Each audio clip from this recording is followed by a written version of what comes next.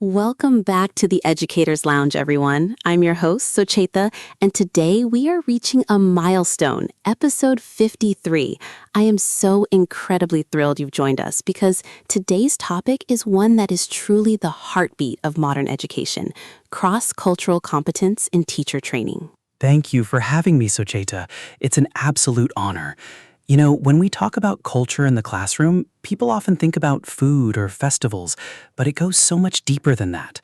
It's about the soul of the student. Exactly. It's that invisible architecture of how we think and relate. Mr. Saroon, you've spent decades in teacher education.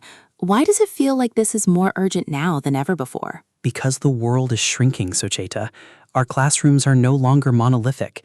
We have children from different provinces, different ethnic backgrounds, and different linguistic heritages sitting side by side. If a teacher doesn't have the tools to navigate those differences, they risk building walls instead of bridges. Walls instead of bridges. That's such a powerful image. I remember a time early in my career when I completely misinterpreted a student's silence as a lack of interest, when in fact, in their culture, it was a sign of profound respect for the teacher. I felt so guilty when I realized my mistake. Oh, we've all been there. That's the feeling part of this work. It's not just about reading a manual on cultural etiquette. It's about developing an emotional intelligence that allows you to pause and wonder, what am I missing here, instead of jumping to a judgment. Yes, it's that wonder that I want to talk about. How do we train new teachers to cultivate that? In our training modules, we often focus on curriculum and grading, but how do we teach, empathy? It starts with self-reflection. We ask our teachers in training to look in the mirror first.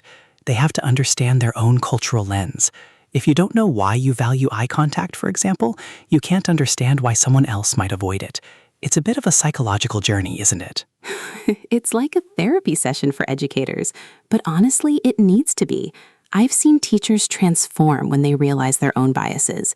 There's this aha moment where their eyes light up, and you can see their heart opening to their students. That aha moment is what we live for. I remember a young trainee who was struggling with a group of Indigenous students.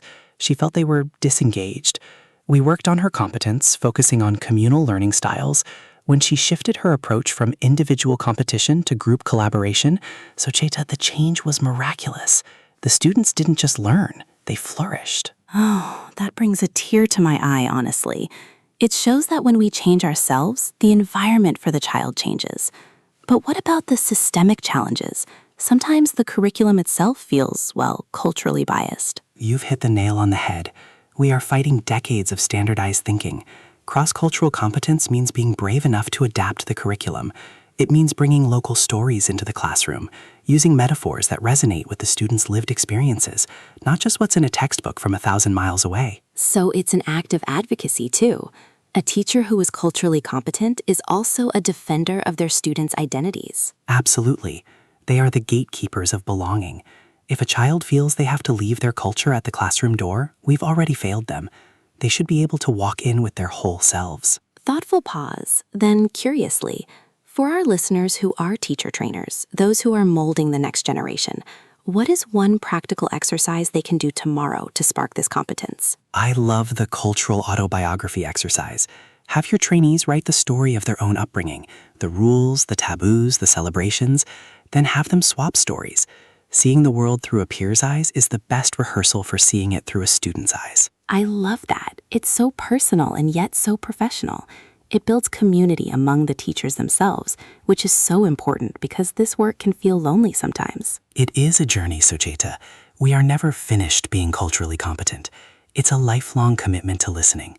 We have to be okay with being the learner, even when we are the teacher. With deep appreciation.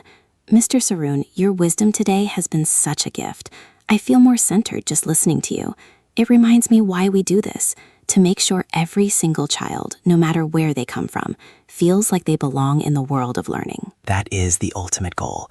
Thank you for giving this topic the space it deserves. It's been a joy. And thank you, dear listeners, for tuning in to episode 53. I hope you carry a bit of this conversation into your classrooms and your hearts today. Don't forget to subscribe and share your own stories of cultural connection on our website. Until next time, keep teaching with love and learning with an open mind. Goodbye for now.